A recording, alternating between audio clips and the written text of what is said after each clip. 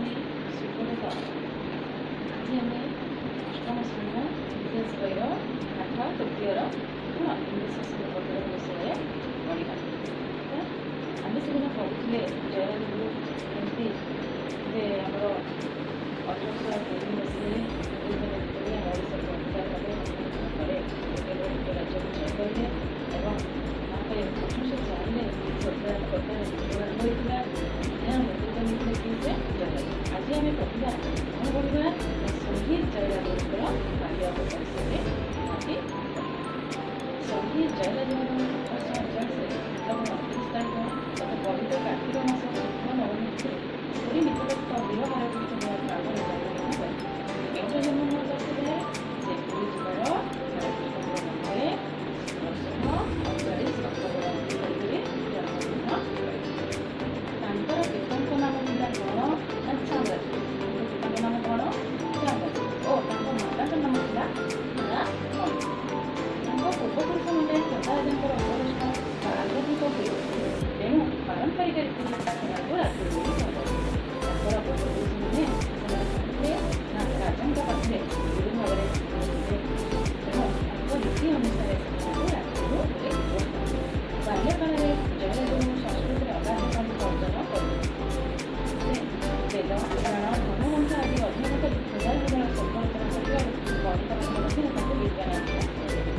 ବେଦ ଶବ୍ଦ ଏ ବିଷୟରେ ତାଙ୍କର ଅଗାଧ ପାଣ୍ଡିତମାନଙ୍କ ମଧ୍ୟରେ ପାଇଥିବାରୁ ତାଙ୍କୁ ରହିଥିଲା ବୋଲି।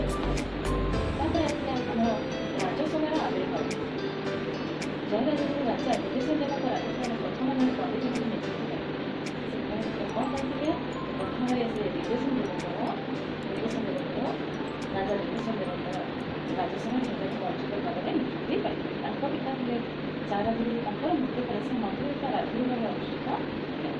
ତାଙ୍କ ଜ୍ଞାନଗାରିମାରେ ମୁଗ୍ଧ ହୋଇ ଆଠଗଡ଼ ରାଜା ଧନଞ୍ଜୟ ହରିଚନ୍ଦନ ଜୟଦେବ ତାଙ୍କୁ ତାଙ୍କ ରାଜସଭାକୁ ନେବାକୁ ଚାହିଁଥିଲେ।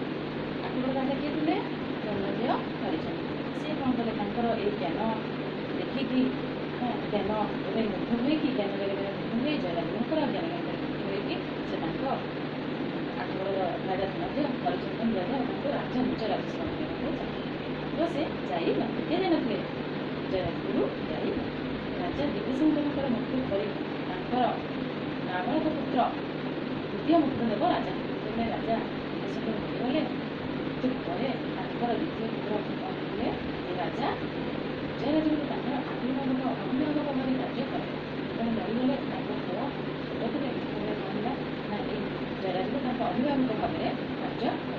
ସେ 1798 ସମସ୍ତଙ୍କ ପ୍ରକାର ଶାସନ ନିୟନ୍ତ୍ରଣ ରାଜ୍ୟ ଥିଲେ। ରାଜା ଦିବ୍ୟସିଂହଙ୍କର ମୃତ୍ୟୁ ପରେ ଛୋଟ ଛୋଟ ରାଜ୍ୟଗୁଡ଼ିକ ମଧ୍ୟରେ ଅଗ୍ରଗତି ହେଲା। ରାଜ୍ୟରେ ଦୁର୍ଭିକ୍ଷ ପଡ଼ିଲା। ଏହିପରି ସଂକଟାପନ୍ନ ସମୟରେ ଜୟରାଜଗୁରୁ ଭୂମିକା ଅତ୍ୟନ୍ତ ଗୁରୁତ୍ୱପୂର୍ଣ୍ଣ। ସେଥିରେ ସେ ତାଙ୍କର ରାଜାଙ୍କର ମୃତ୍ୟୁ ହୋଇଗଲା ଏବଂ ତାଙ୍କ ଛୋଟ ଥିଲେ। ସେ ରାଜ୍ୟଭାର ଠିକ୍ ଭାବରେ ନେଇଥିଲେ। ତାଙ୍କ ଅଭିଭାବକ ଭାବରେ କିଏ? ରାଜଗୁରୁ ତାଙ୍କୁ ପରାମର୍ଶ ଦେଉଥିଲେ। ଦେଲା ପରେ ସେତେବେଳେ ସେ ଛୋଟ ଛୋଟ ରାଜ୍ୟଗୁଡ଼ିକ ମଧ୍ୟରେ ସବୁବେଳେ କ'ଣ ଯୁଦ୍ଧ କଳହ ଆଣିଥିଲେ। ସେ ସମୟରେ ରାଜ୍ୟରେ ଦୁର୍ଭିକ୍ଷ ପଡ଼ିଲା। ଏହି ସଂକଟପୂର୍ଣ୍ଣ ସମୟରେ ଜୟରାଜଗୁରୁଙ୍କ ଥିଲା ପ୍ରଶାସନିକ ତଥା ସାମରିକ ପରିଚାଳନା। ଏହି ସମୟରେ ଖୋର୍ଦ୍ଧାର ପାଇକମାନେ ଏକତ୍ରିତ ହେଲେ। ଜୟରାଜଗୁରୁଙ୍କ ପାଇକମାନଙ୍କୁ ଯୁଦ୍ଧ ବିଦ୍ୟାରେ ଉପଯୁକ୍ତ ତାଲିମ ଦେବା ପାଇଁ ବିଭିନ୍ନ ସ୍ଥାନରେ ଆଖ୍ୟାସନା କଲେ। ଜୟରାଜଗୁରୁ କ'ଣ କଲେ? ଯେ ଏଇ ପାଇକମାନଙ୍କୁ ଯୁଦ୍ଧ ବିଦ୍ୟା ଶିଖାଇବା ପାଇଁ ଗୋଟେ ଆଖ୍ୟାସ୍ଥାନ ପ୍ରତିଷ୍ଠା କଲେ। ପାଇକମାନେ ଦେଶ ଖଣ୍ଡ ଉଦ୍ଧିତ କଲେ।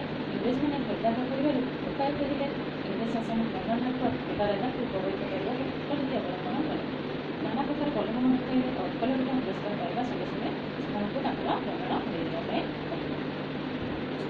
ସେତେବେଳେ ଜୟରାଜଗୁରୁ କ'ଣ କଲେ? ନା ପାଇକମାନଙ୍କୁ ନେଇକି ଗୋଟେ ଯୁଦ୍ଧ ବିଦ୍ୟା କରିବା ପାଇଁ ଗୋଟେ ଆଖଡ଼ାଶାଳ ପ୍ରତିଷ୍ଠା କଲେ ଏବଂ ପାଇକମାନେ ନିଜେ ଦେଶ ପ୍ରେମର ଉଦ୍ବୋଧନ ନେଇକି ଇଂରେଜମାନଙ୍କ ସାଙ୍ଗରେ କିପରି ଲଢ଼େଇ କରିବେ ସେଥିପାଇଁ ସେ ଯୁଦ୍ଧ ବିଦ୍ୟା ଆରମ୍ଭ କଲେ। ତାପରେ ସେହିସବୁ ଦେଖିକି କର୍ଣ୍ଣେଲ ହାରକୋର୍ଟ ଖୋର୍ଦ୍ଧା ରାଜାଙ୍କୁ କବଳିତ କରିବା ପାଇଁ କୂଟନୀତି ଆରମ୍ଭ କଲେ ଏବଂ ସେ ନାନା ପ୍ରକାର ଲୋଭ ଦେଖେଇକି ରାଜାଙ୍କୁ ନାନା ପ୍ରକାର ଲୋଭ ଦେଖେଇଲେ ଏବଂ ତାଙ୍କୁ 1 ଲକ୍ଷ ଟଙ୍କା ପୁରସ୍କାର ଦେବା ସଙ୍ଗେ ସଙ୍ଗେ ସେ କ'ଣ କଲେ? ଯେ ତାଙ୍କୁ 4ଟି ମରଣତା କବଳିତ ବ୍ରାହ୍ମଣ ସରାଇ 24 କୁଦ ଲେପାଇ ଫେରି ପାଇବେ ବୋଲି ତାଙ୍କୁ ପ୍ରଲୋଭନ ଦେଲେ। ରାଜା ମୃତ୍ୟୁର ଲୋଭ ହେଲା। ସେ ଇଂରେଜମାନଙ୍କୁ ସାହାଯ୍ୟ କଲେ। ଜୟରାଜଗୁରୁ ଇଂରେଜମାନଙ୍କୁ ବିଶ୍ୱାସ ନ କରିବାକୁ ପରାମର୍ଶ ଦେଲେ, କାରଣ ସେ ଏବେ ନୂତନଦେବ ରାଜାଙ୍କର ଦ୍ୱିତୀୟ ପୁତ୍ର ନାବାଳକ କିଏ ଥିଲେ? ବୁଦ୍ଧଦେବ। ତାଙ୍କର ଛୋଟ ଅବସ୍ଥାରେ ଜ୍ଞାନ ବେଶୀ ନଥିଲା। ସେଥିପାଇଁ ସେ କ'ଣ କଲେ ଯେ ତାଙ୍କୁ ଏଇ କର୍ଣ୍ଣେଲ ଠାକୁର ସେ କ'ଣ କଲେ ତାଙ୍କୁ ଯୋଗ୍ୟ ଦେଖାଇଲେ 1 ଲକ୍ଷ ଟଙ୍କା ଦେବେ ଏବଂ ତାଙ୍କୁ ଗୋଟେ ଗୁଡ଼ିଏ ରାଜ୍ୟକୁ ମଧ୍ୟ ଦେବି ବୋଲି ଲୋକ ଦେଖାଇଲେ। ସେ କଥାକୁ ବିଶ୍ୱାସ ନ କରିବା ପାଇଁ ତାଙ୍କୁ ଜୟରାଜଗୁରୁ ପରାମର୍ଶ ଦେଲେ ଇଂରେଜମାନଙ୍କୁ ବିଶ୍ୱାସ ରାଜା ତାହା ମାନିଲେ ନାହିଁ। ଇଂରେଜମାନେ ବିଶ୍ୱାସଘାତକତା କଲେ। ରାଜା ମହାଦେବଙ୍କ ସହିତ ଇଂରେଜମାନେ ଶେଷରେ କ'ଣ କଲେ? ବିଶ୍ୱାସଘାତକତା କଲେ। ମହାଦେବ କୌଣସି ପ୍ରମାଣ ପାଇଲେ ନାହିଁ, ତାଙ୍କୁ କୌଣସି ପଇସା ଦେଲେ ନାହିଁ କି ପ୍ରମାଣ ମଧ୍ୟ ଦେଲେ। ଆଜି ପିଲାମାନେ ମୁଁ ତମକୁ କିଛି ଗୃହ କାର୍ଯ୍ୟ ଦେଉଛି, ତମେମାନେ ଘରୁ କ'ଣ ସେଟା ବହିରୁ ପ୍ରଶ୍ନୋତ୍ତର ପଢ଼ିବ ଏବଂ ପଢ଼ିକି ସେ ପ୍ରଶ୍ନର ଉତ୍ତର ନିଜ ନିଜ ଖାତାରେ ଲେଖିବ।